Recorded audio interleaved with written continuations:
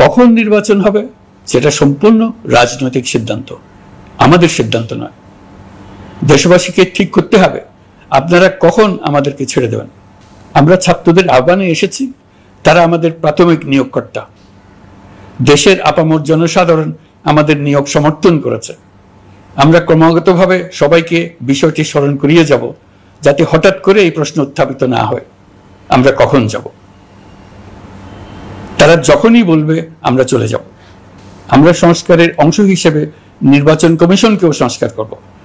কমিশনকে যে কোনো সময় আদর্শ নির্বাচনের জন্য প্রস্তুত রাখব। আমরা বিভিন্ন সংস্কারের কাজ শুরু করেছি। দেশবাসীকে অনুরোধ করব একটা আলোচনা শুরু করতে। আমরা সর্বনিম্ন কি কি কাজ সম্পূর্ণ করে যাব, কি কি কাজ মোটামুটি করে গেলে হবে। এই আলোচনার মাধ্যমে আমরা একটা দিক নির্দেশনা পেতে পারি।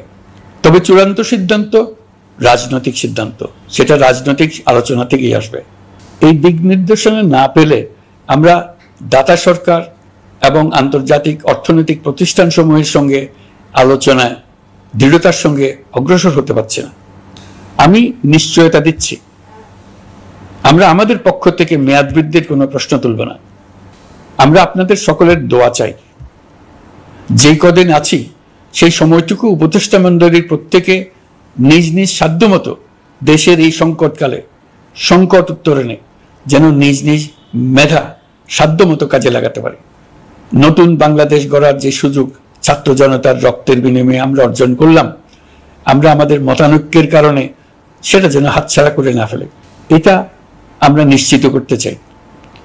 এই সুযোগ এবার হারিয়ে ফেললে আমরা জাতি হিসেবে পরাজিত হয়ে যাব।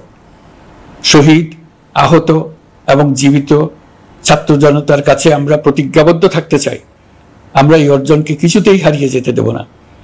যে সুযোগ তারা আমাদেরকে দিয়েছে তার মাধ্যমে আমাদের দেশকে পৃথিবীর একটি শ্রদ্ধেয়, সকল দিকে দৃষ্টান্ত স্থাপনকারী দেশে পরিণত করতে আমরা শপথ নিয়েছি।